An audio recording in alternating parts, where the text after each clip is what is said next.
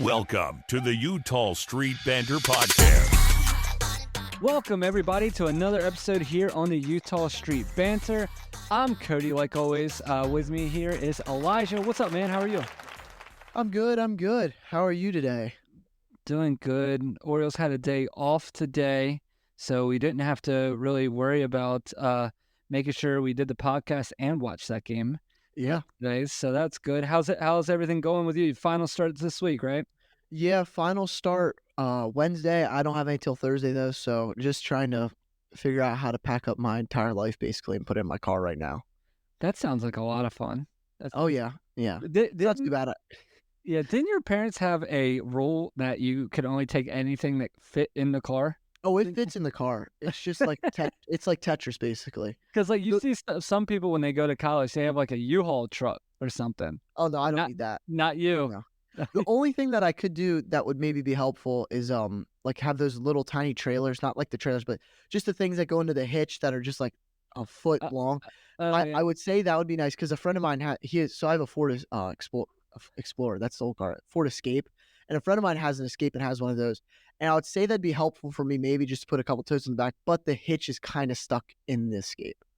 Oh. Like it's rusted in there pretty good, so I'm kind of stuck with what I got. But if I could get it up here, that means I should be able to get it back. We're hoping. Yeah. The problem is I'm starting to realize that I went to the game this past Thursday and dropped some stuff off to my parents when I was there. And I'm slowly starting to realize that I gave them stuff that I should have kept. Like yesterday it rained, and apparently I gave them my rain jacket.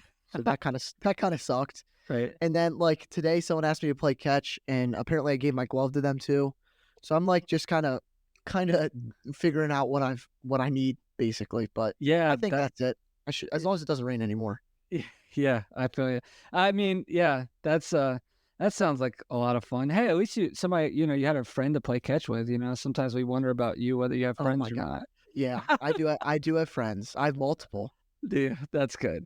All right, well, let's get started here. At least I didn't have to have kids to make friends. All right, well, this guy's dad real fast. I'm just kidding. That's awesome. That's good. That was good. All right, well, let's get started here. We've had one heck of a time since the last time we spoke, which was last week.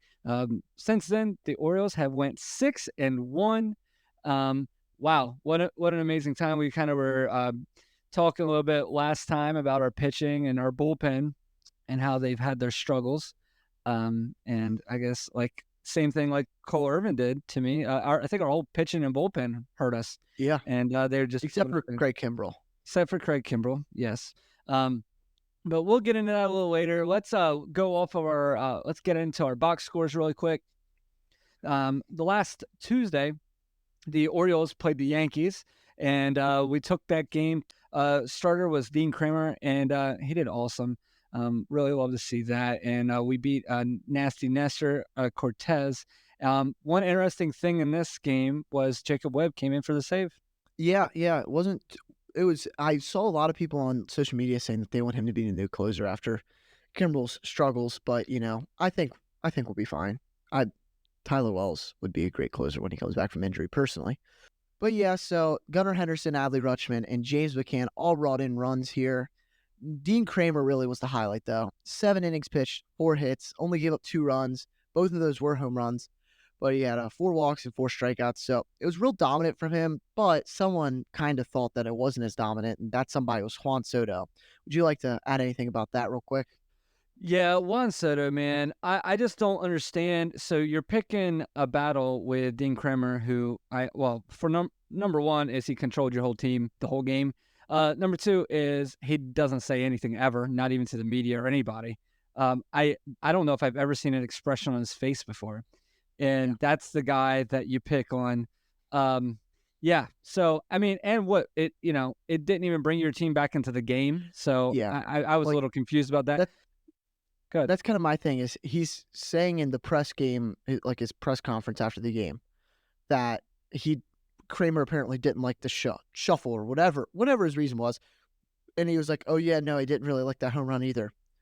You're saying this after you already lost. Yeah. If you had won the game, go ahead and talk about whatever you want to win because you guys won. you lost, and it wasn't a pretty loss. Like, it wasn't a hard-fought battle, really. You guys kinda lost the whole game entirely. Yeah. Like, Yeah. I don't even know. I think it's kind of showing you who he is. You know what I mean? Yeah. Like, he kind of got lost in Washington and lost in San Diego. Now he's on a big team, so he's trying to really be somebody. I mean, Yeah. don't get me wrong, he's a really good hitter. But I mean, it's also, if you watch the series, it also showed how bad the Yankees defense was, and we're just going on him anytime we could. So.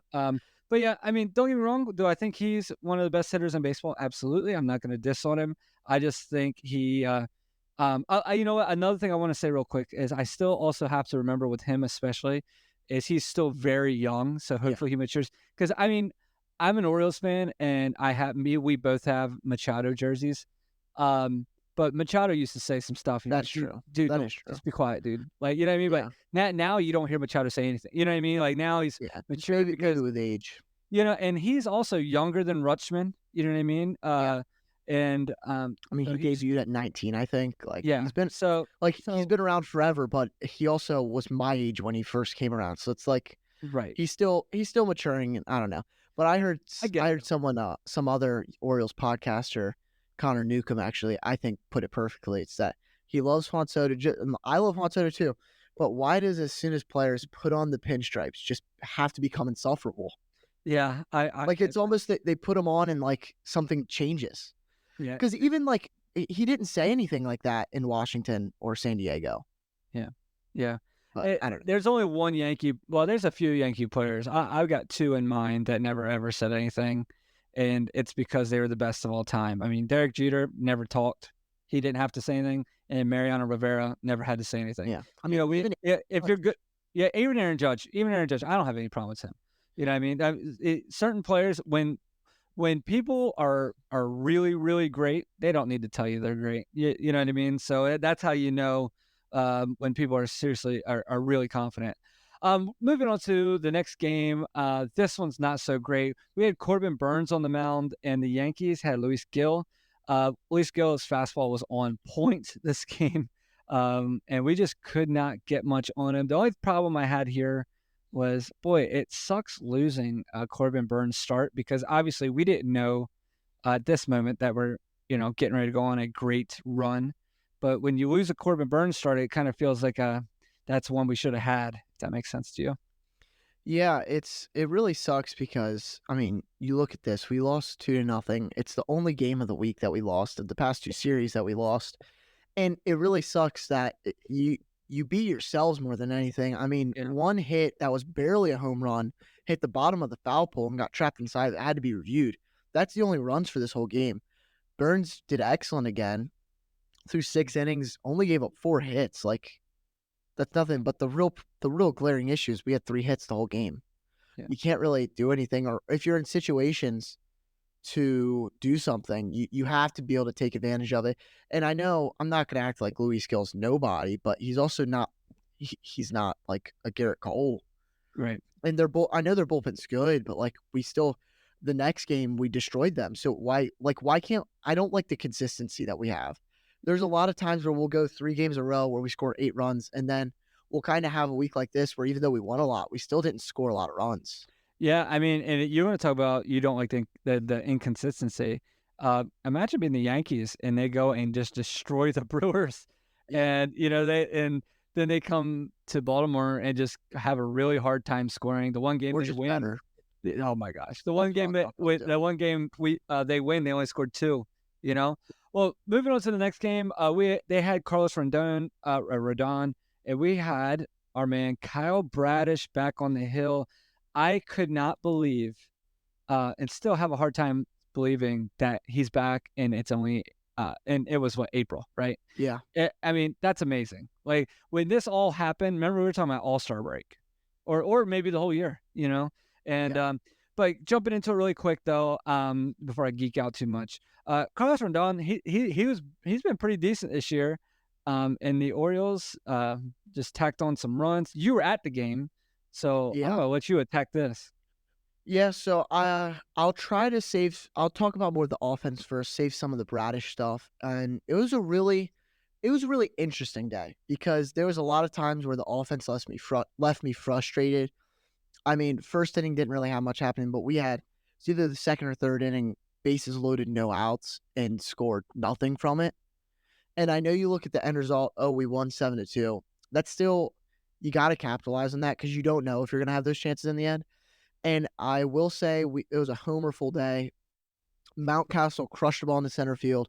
Mateo hit one of the farthest balls I've ever seen hit into left field at Camden Yards. Crushed it like probably 8 rows back over the great monster of Camden Yards. It was a bomb. And then I will say McKenna also homered, and he barely snuck that thing out over center field. But it was interesting. I think Mateo and McKenna must have heard me talking bad about them because I was disappointed driving into the game, seeing the lineup for the day got announced, and Mateo, McKenna, and James McCann were all starting. But they kind of made it up to me, I guess. And our bullpen looked really good. Aiken gave up a home run to Gleyber Torres, but he's destroyed us in the past. I remember, I think it was 2021 where he hit like 12 home runs off of, like, half his home runs on the year were just against us. It was terrible. But Westberg had a really nice triple into the gap in the 5th inning. Just really all around great day offensively. Had a couple big innings. But I think the main story to take away for is Bradish. Yeah. He did good, 4.2 innings, gave up a run, 2 walks, 5 Ks. I think really his main flaw was the umpire. The umpire was struggling, and I thought I was lucky because C.V. Bucknor is another umpire. He was on the crew. He's the crew chief. He was third base that Dick Seed called the first game of the series, which he's notoriously bad. I don't want to just call an umpire bad, but he's pretty bad. But who I don't even know who's behind the plate, but it was just bad. Both sides were mad at it. I mean, the Yankees hitting coach got thrown out because of some calls. It wasn't even that the zone was bad. There definitely were bad calls. It was the inconsistency of calls. Right. There's one pitch you'd see get called a ball, and then it'd be thrown right again and get called a strike. And this wasn't just for the Orioles. This was for the Yankees too. It was frustrating to see. People were getting struck out on balls that shouldn't have got struck out on, but it was vice versa. I don't know. But Bradish, he to come back this soon is really a good sign because in my mind, I don't think he'd be back if he wasn't 100% at all. This is an injury you can't risk anything with. So I think he's back to stay. I don't think we're going to see this elbow injury pop up unless it's like down the road and he actually does need Tommy John. Yeah. Nah, man, he was awesome. It was super exciting to see him. I was so excited. I'm excited to have him for the future. I know we're going to get talking about some rotation stuff later, but boy, I love having these problems right now, Yeah. So we finally got the Yankees out of town, and we also left and went to Cincinnati for the next 3 games, that Friday, Saturday, and Sunday series, where we went 3-0 and we outscored them 16-2. But most of those runs came on Sunday, thank God. So let's talk about Friday. The Orioles come in, and your boy Cole Irvin got the start on the mound. Orioles win this game 3-0, and we also had a Kimbrel save, which that was great. So last one on the weekend. Yeah. It was. I mean, it was a really good game. Cole Irvin is actually. I'll let you guys on some insider information. Cody's texted me after this game how much he hates me basically because I'm always right. And he was texting me how maybe admitting that I might have been right about this Cole Irvin being good this year. Was I too far when comparing him to the next Randy Johnson? Maybe, but we'll see. He's left-handed and he's doing amazing. So who knows? He threw 6 1/3, gave up 2 hits, struck out 4. Nothing. You can't ask for more. He's supposed to be our number 5 pitcher, and number 7. Yeah, really. Yeah. Really, if it's the way the Orioles want it, Cole Irvin should be in the bullpen. Yeah. But he's acting like an ace at this point. He's gone 3 scoreless starts. I think you have a stat to back that up too. Yeah, it's something really cool. So scoreless starts of 6 innings pitched or more. Cole Irvin now has 3, in a row. This is the most consecutive since 1954 for the Orioles. Yes.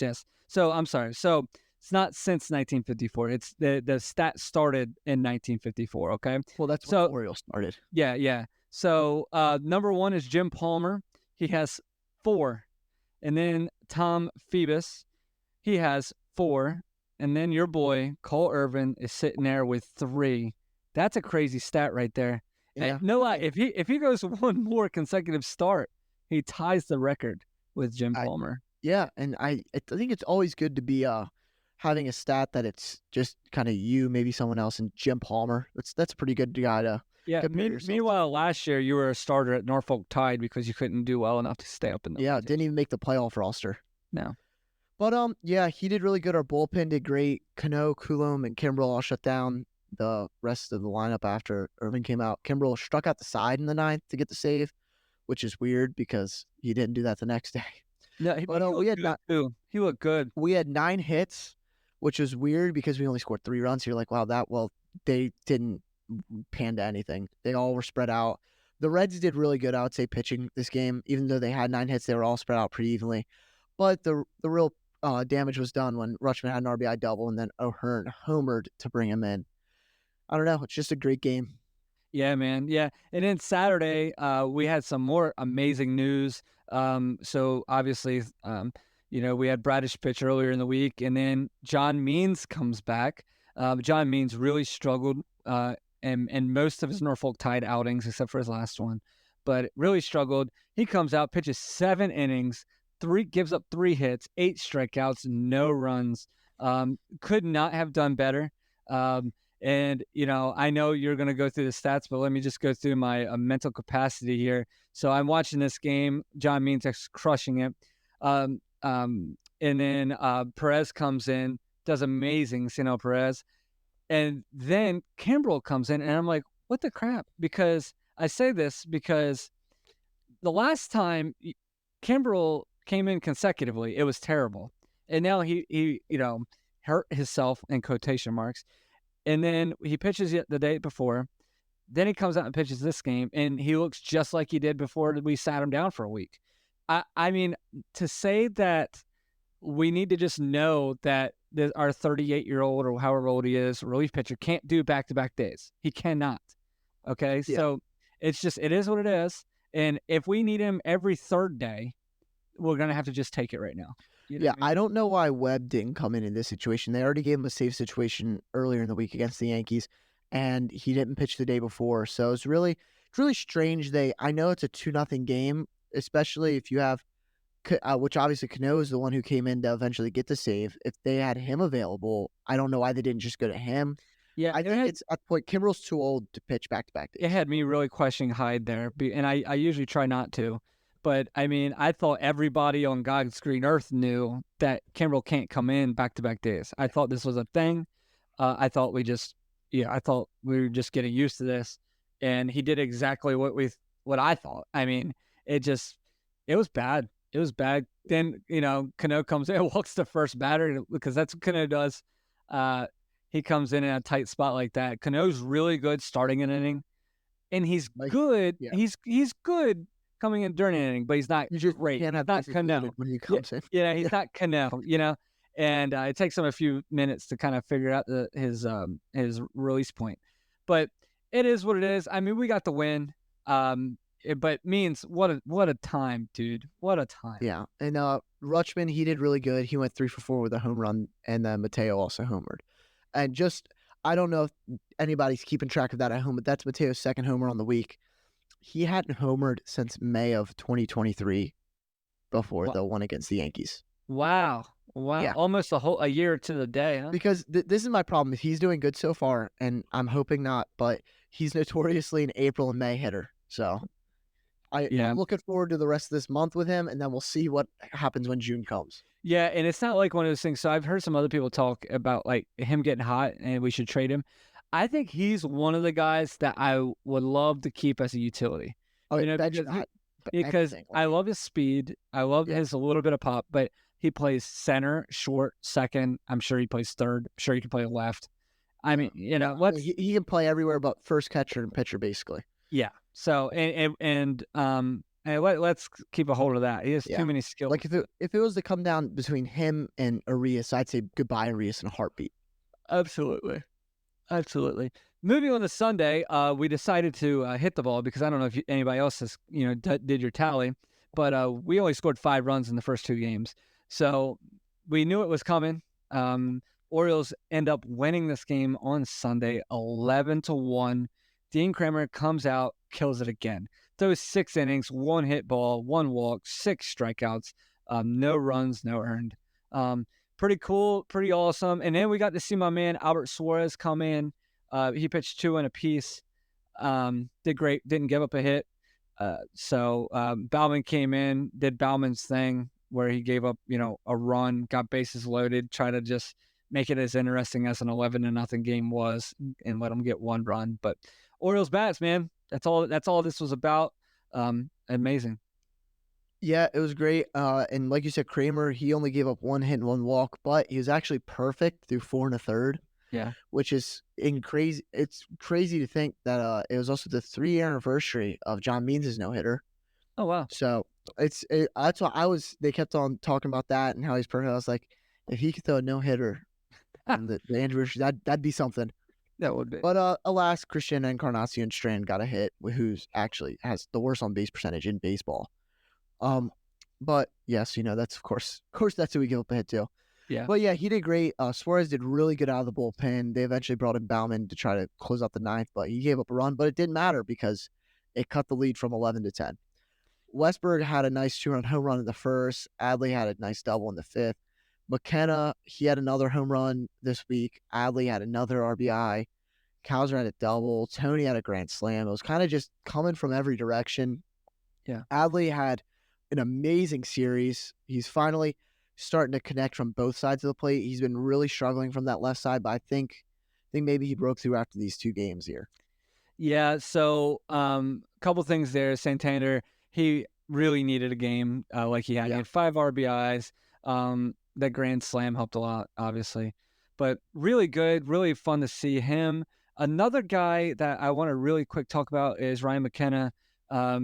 He's the closest thing to I can't think of his name. Back when Adam Jones was there, who's the guy? He's like the Padres batting coach or something now. Flaherty? No, Yeah, absolutely not. He's the closest with Ryan Flaherty. Because you like Ryan Flaherty for some reason. Absolutely but he was terrible. not. Ryan Flaherty has has a special place in my heart, and he should Terrible. every Orioles fan's heart. No, he's terrible. No. Ryan McKenna is Nolan Reimold. Ha! Oh, that's good. That's good. Dude, who's Ryan Flaherty? Ryan Flaherty? We don't have Ryan Flaherty. No, because he's a double-A. He's on the Bowie Bay Sox right If now. Mateo was slower, that's Ryan Flaherty. If Mateo was slower. No. Oh, my God. You're fine. No. But anyway, hold on. Maybe Ramon Arias? I don't know. Oh, okay. That's better. All right. But anyway, Ryan McKenna, I really hated that we brought him up. That's when we sent Jackson Holliday down. But now, I mean, you had Jackson Holliday who had 2 hits while he was there, not doing much. And everybody was praising his defense. McKenna's defense is pretty good also. I know it's in the outfield though. But and he has 2 bombs. He's getting some RBIs. It's one of those things where, well, he has 2 bombs, 2 RBIs. But I get it now. You look at the man. You look at our front office, and everybody's like, well, the Orioles are still winning, and Holiday's has good defense, and they bring somebody up who's hitting and producing at the big league level. So I get it. He's one of those guys that are just like, just people aren't really talking about, right? So between McKenna and a few other guys, right? You got any guys that you want to try to get their names out there? Yeah, so we've had, not just over this past series, but over the whole season, a couple different guys who I don't want to say are overlooked sometimes. They just, I don't know, maybe don't get the national attention or even sometimes the attention of Orioles fans that guys like Gunnar or Adley do on offense. And it's just, one of them I'm a huge advocate for. He's potentially the best player in the Orioles right now when he plays, is Ryan O'Hearn. Mm-hmm. He is crushing it when he's starting. He in 75 at bats, he has 5 home runs and a 307 average. He has a 381 OBP, 573 slug, and a 177 OPS plus. And 2 episodes ago, I kind of did a deep dive onto some more complex stats, and Ryan O'Hearn was one of the guys I really focused on because he had high expected stats and a lot of different stuff, and he still basically leads the league in everything expected. So he's getting unlucky and still has a 307 batting average, which is just insane to think about. Absolutely. Another guy who is probably the more notable one on here is Mountcastle. I just feel like he's just not as flashy as the rest. And you think of power on the team, you think of Santander, but Mountcastle has been killing it this season. He's got in 121 at bats, 5 home runs, 289 batting average, a 338 on base percentage, 488 slug, and a 140 OPS plus. And he's also kind of killing it in the expected department because he's about 75 percentile or above for almost every expected at bat stat. So he's also getting unlucky and doing this good. And then here we mentioned him earlier, but I really like this guy, Jorge Mateo. He has not played nearly as much, only got 53 at bats. He's got 2 home runs, which both came this past week. He's only batting at 245, but he's got a 305 on base percentage, a 472 slug, and a 125 OPS plus. So he's just being a really solid above average hitter. And this is what I mainly like about him: the 98th percentile speed. Yeah, he's fast. He can kill you with his speed, and he can play everywhere. So he's just a really great guy that I feel like is kind of not thought of when you think of the Orioles. Yeah, I mean, one cool thing to kind of talk about real fast, you were talking about Ryan O'Hearn and Ryan Mountcastle, the two Ryans.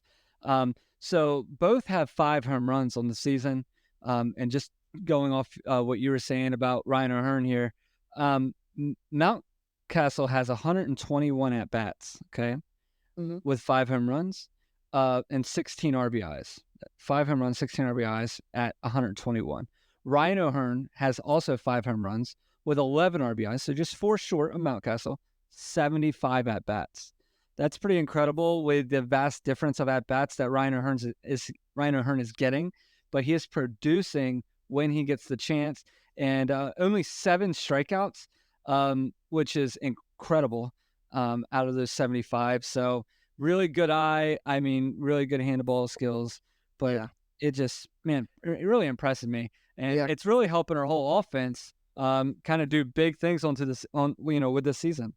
Yeah, I think really the only reason he even has less at bats is they kind of hide him from lefties. Yeah, Which I don't hate, because I don't think he's going to be nearly as productive against lefties. And they kind of try to hide all of our lefties. Like Cedric doesn't play against lefties anymore. That's what McKenna's been getting so much playing time because we've seen so many lefty starters. The only full-time lefty that's normally getting at bats against lefty starters is Gunnar, because you're not going to bench Gunnar. Yeah, and he's hitting bombs off lefties. So yeah, exactly. But no, I feel like it might be a reach, but is O'Hearn a Freddie Freeman type first baseman? Because he's not really got that power, but he's kind of got all the similar stats, really driving the ball into the gaps. I don't want to act like he's going to be Freddie Freeman, but he's really good. Yeah. Talk about lefties. Who has the? Do you know who has the best average against lefties on the team right now? Just take a guess. It's gonna be someone who's no one's gonna expect. Is it Jorge Mateo? No, it's Adley Rutschman. I know he's been doing really good from the right out. But 482. 482. Goodness. I mean that's 56 at bats too. Yeah, I know he had 7 hits. He had an RBI double on Sunday against the Reds, and he crushed the ball. Ben McDonald was actually talking about that. It was really interesting. He said how it's almost like he's getting so comfortable and he's so good at the plate where he just knows what pitch is coming to him. He can guess it, and he's guessing correctly, and he just rocked it a fastball. That was it was almost too hard into the outfield for it to be a double. Yeah. The reason I pulled that up was I was kind of looking at Gunnar Henderson's lefty splits. Yeah. I mean, Gunnar has 10 home runs on the year. He has 3 against lefties. He has a 296 average against lefties, which is good for Gunnar. I mean, somebody that the Orioles they would hide from. They had him hiding from lefties last year. So pretty good. Pretty good. But yeah, no, and our team as a whole has been doing really good offensively, because I don't know if you've been paying attention to record-wise, but we're the best team in the American League right now. We have the second best record in all of baseball too, only behind the Phillies. But that's just because they play more games than us. So yeah, we're doing really well. And the one stat that I love to see, and it just reminds me of the good old days, is we're leading the MLB in home runs with 54. Right. And we're also third in RBIs, which you would say is pretty important, saying that you need to score runs, only behind the Padres and Dodgers, both who have played 2 to 4 more games than us. We're second to last in walks, which sucks. We are not walking this year. This team's really starting to remind me of Buck Showalter era. No walks. We're not striking out, luckily. Well, we are, but not like insanely. But we're no walks, home runs. But I think that's just because we have so much talent that it's better to put the ball in play than walk. Yeah, I agree. We're 11th in steals, which you say, hey, that's not too bad. But we're also 5th to last in caught steals.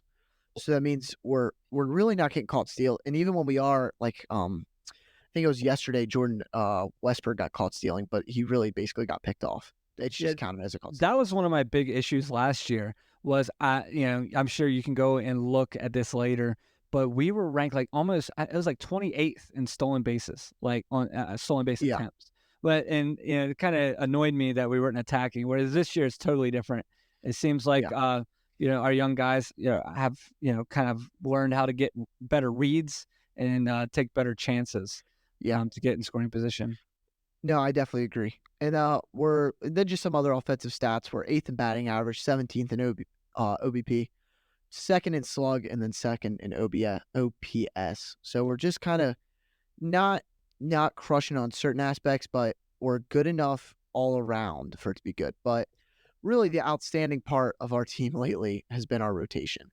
Our starting pitchers have been good. So tell me about it. And not even so. I'll just throw you some stats. This is not just our rotation. This is also counting our bullpen. Who are saying, well, our bullpen's not been great. Well, counting our entire pitching staff, we have the 6th best ERA in baseball with a 3.31. We've given up the 3rd least hits with 3.51, which I don't think that number really means anything, but it's the 3rd least in baseball. We've given up the 5th least earned runs. We've given up the least amount of walks. We're 13th in strikeouts. We have the 2nd lowest whip with 1.09, and we have the 6th best batting average against. So we're killing it on every single aspect, basically. We're just not striking out a lot, but it doesn't matter if you strike them out if you're getting outs, really. You know how the Orioles pitching is doing well? I was watching the Orioles post game last night, or yesterday. Sorry. Guess who they interviewed? Dean Kramer. No, the Orioles pitching coach. When's the last time you seen the Drew French? It was the last time you saw the pitching coach at the post game interview. Okay, here, Cody. I have a question for you. Okay. What? So Drew French is our pitching coach. Yeah. What was his previous job before coming to the Orioles? Oh God, man, what's it? He was the Braves bullpen coach. Oh, that makes a lot of sense. Yeah, really. So we got him from the Braves. Okay, how about this? This should be an easier one. What was Brandon Hyde's most recent job before coaching the Orioles? Oh, well, he was the bench coach for the Chicago Cubs. There you go. I figured he'd let you get a win. Which was pretty cool because I actually saw an interview with that's terrible. The Yankees first baseman, Anthony Rizzo. Because he was when Anthony Rizzo was on the Cubs, Hyde was actually the first base coach. And pretty neat to kind of see that. He was just talking about how great Hyde is as a coach and how respected he is around baseball. So that was pretty cool. But you're right, dude. I mean, this starting pitching, holy crap. I don't care how much you love the Orioles because I love them just as much as everybody else does. And I don't care how optimistic you are about the Orioles. When Kyle Bradish and John Means went out, there is not one person that said, oh, it's going to be hard to put them back in the rotation because the Orioles are going to be doing so good that you're going to have somebody go out on injury, in quotation marks, which is Grayson Rodriguez, just to get one of them in the rotation. It was just it was crazy. It's crazy because I was explaining this to a friend while I was trying to make this up, figure out what I was going to talk about for our pictures for the podcast. And he knows nothing about baseball. And I was basically like, so you have 5 people that are supposed to be in the rotation. Imagine at the beginning of the year, 2 of these 5 get hurt. And then a month and a half later, you don't know where they're going to pitch. Yeah. We have someone like Cole Irvin, who, like you said, should be almost a minor league pitcher, who is pitching like an ace. I mean, Corbin Burns has a 2.61 ERA. Grayson Rodriguez, who just went down with quote-unquote soreness, has a 3.71 ERA. Dean Kramer has a 3.57 ERA. Cole Irvin has a 2.86 ERA. And then I'm not even going to talk about Bradish and Means because they pitched 1 game. But Suarez has done great. I mean, Wells was struggling before he went on the injury, but we have, 7 starters? Burns, Bradish, Kramer, Means, Irvin, Suarez, G-Rod, and Wells. Like we have so many people. What are we gonna do as the Orioles? Well, I know. I'll say how I think it's gonna shape up, and then you can give your piece. Okay. All right, well, let me know. So I think Burns. That's a shoo-in. He's gonna be in the rotation. I think Brad. You think he's gonna make it? I don't know. They might move him to long relief. I'm not sure. I think Burns. I think Burns is gonna be there. I think Bradish, as long as he's healthy, he's gonna be there, and I think Means is gonna be there as long as he's healthy. And I think the same for Kramer and the same for Irvin. But then you say, well, what do we do when Grayson gets healthy? Does someone go back to the Phantom IL? I don't know. We'll see. But I think for right now, we'll have Burns, Bradish, Kramer, Means, Irvin. Suarez has already been bumped to the bullpen, luckily. He did great in a long relief appearance on Sunday's game. And I think we'll see it just kind of stay like that. Johan Ramirez was DFA'd and claimed by the Mets. I think that was today. And also, I just remembered, happy birthday. It was Johan Ramirez's birthday when he got claimed by the Mets. But then we have G-Rod and Wells. What do we do with these two? When Grayson comes back, I think you may see a modified 6-man rotation. And I think it's kind of a battle between Irvin and Kramer. Yeah. Which sucks because, and I think the leg up goes to Kramer unless Irvin just doesn't give up any more runs, basically. Because if they keep pitching like they do, I think you have no choice but to do six-man rotation, which sucks. But then you also got to think, who gets sent down in this instance? I think you almost might see, if G-Rod gets called up, a Ryan McKenna get DFA'd, or not DFA'd, but like sent down, or Heston Kjerstad gets sent down.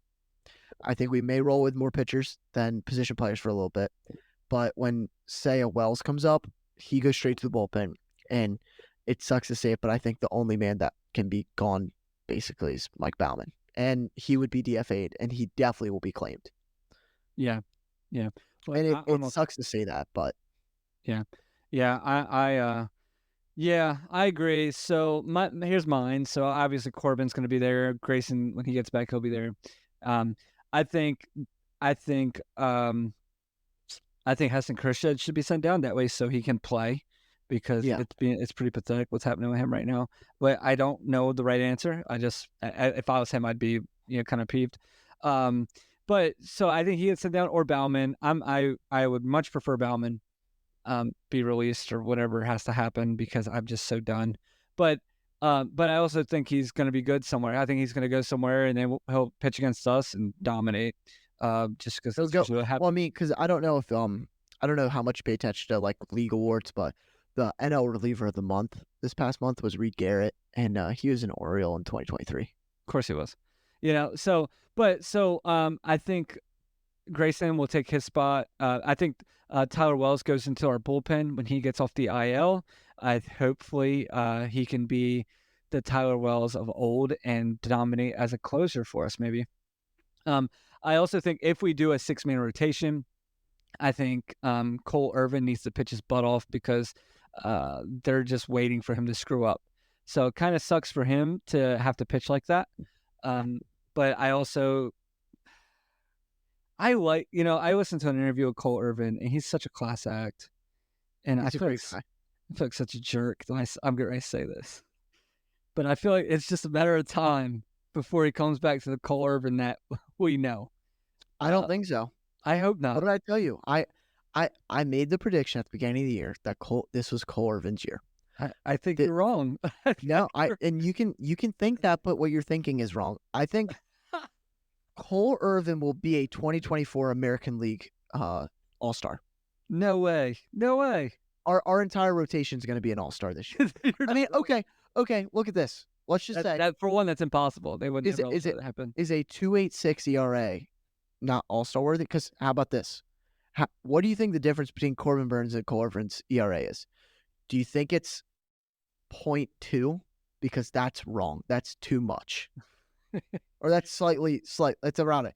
Cole Irvin has just a little bit of a higher ERA than Burns. And yeah, he's pitched a little bit less innings, but not insanely so.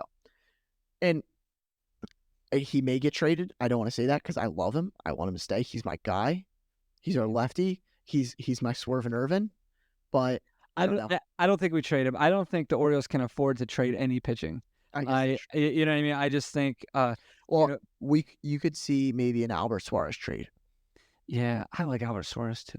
Yeah, I tell you, you know what? So we talked about this. I'm trying not to get long on this podcast because, um, but one thing I will say that we talked about this way back at the beginning was who did we think was going to be, um, the guy that shocked us, the Cano of this year, Yeah, and there's a few of them. Albert Suarez is one of them. Cole Irvin is one of them. not to me. God, would you shut up? No, Yeah, when I'm right, I'm gonna make sure it's known I was right. yeah, Called it I from the hear you. beginning. Yeah. Colton Cowser right now is one of them. Like, Yeah. it's just certain guys. Like last year, we had some guys step up and just do amazing. Bautista, in my opinion, was one of those shocks. We thought he was good. We didn't think he was great, like great, best closer in baseball, great. Yeah. Cano, obviously great, doing awesome. But just, man, so much fun. I love seeing just the guys that you had no idea who they were, or or if you knew who they were, it wasn't a good thought. And they just come in, surprise you, do awesome. Another surprise, in my opinion, right now is I think our owner is cool. Yeah. Like what's going? I think he's Yeah. like, yeah, he's awesome. I kind of love him. Maybe He's the like best hip. owner in baseball. And now what the kids are saying? Kids are saying they're hip. I don't know about that, but yeah, I don't know how many people are real active on Instagram following the Orioles, but they posted a video earlier today, and it was just David Rubenstein just standing there, taking off his hat and putting on some sunglasses and a bucket hat, grabbing his floaties, and he's going to be filling in for Mr. Splash on Friday, which I just think that's awesome.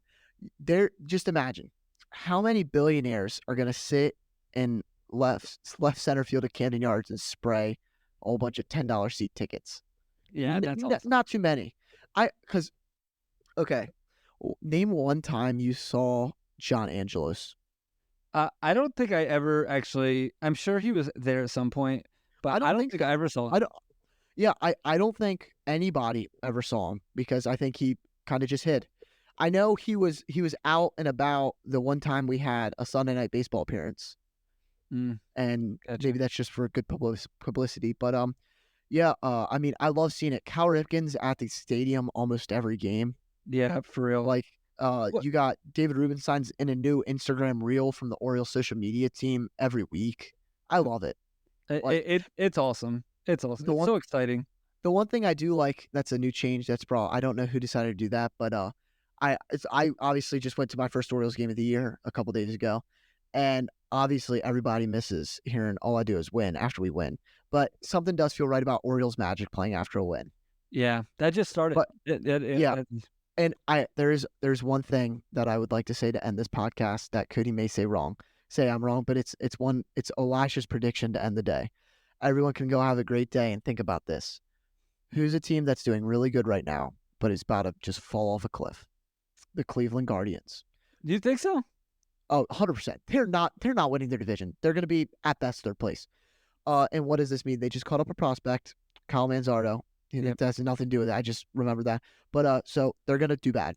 I'm just going to say that. They're not going to live up to this how they're playing right now. I mean, I think they just got swept by the Astros or something like that. But this is what I see happening. At the beginning of the year, it was kind of rumored that they were going to be shopping Shane Bieber and Emmanuel Clase. Well, Shane Bieber's hurt. So in Elisha's crystal ball, he foresees a Orioles trade with maybe a Cole Irvin, Dean Kramer type, and some low prospect, some medium prospect, maybe like a Dylan Beavers for Emmanuel Clase. Man, that would be something. But he needs to drop right now. Right now, I think the Orioles should just go out and get Tanner Scott. With the Marlins just deciding to trade him. I mean, the Marlins are they gave up fully on baseball. Yeah. They gave up once they fired Kim Ng. And the reason I think Tanner Scott is he can do long relief. He can give you 2-3 innings. Or he could be a closer. And we need him. I mean, that'd be great. I really like him. I would be surprised with Cleveland. I think their divisions is so bad. With Kansas City, Minnesota, and Cleveland are the same team. And obviously I think they're gonna battle for that division the whole year. I think I give it till about All-Star break. Elijah, all you have I to do to win the AL Central is finish one game above 500. they're going to be under 5. They're going to be under 500 by the All-Star break. I'm feeling like an 8-game losing streak. When do they play the Orioles? That's when they'll start going downhill. We're going to ruin everything. I hope not. No, I hope so. Look, I'm telling you, just remember, come trade deadline, just keep this in mind. You think so? Yeah, I mean, hey, you could be right. I mean, it would not gonna hurt my feelings none. Yeah. So real quick, let's jump. Look at the week ahead. Today we are going against the Washington Nationals. Corbin Burns is starting on the mound. And then we will go see the Arizona Diamondbacks come Friday. At the beginning of the year, I was really scared of this matchup, but right now, I welcome they're it. kind of Hopefully they struggling. stay. And then we face the worst team in the AL East next Monday when we come back on the air, and that will be against the Toronto Blue Jays. Yeah, and I'll be at that series again. I'll be there that Wednesday, so I can check out that, luckily. But yeah, no, and if anybody's planning on buying tickets anytime soon, definitely go check out Mr. Ruben Splash at the game Friday. Ruben Splash. All right, everybody. Well, thank you for joining us on another episode here at the Utah Street Banter. Like always, if you would be so kind to give us a 5-star rating, and definitely jump on social media and follow the Utah Street Banter on Facebook, Instagram, and X. And definitely shoot us a message, shoot us a comment, whatever you got to do. If you have any questions or have a topic that you want us to hit on, definitely please reach out. But until then, thank you, everybody. We'll see you next week. Yep, see ya. Bye.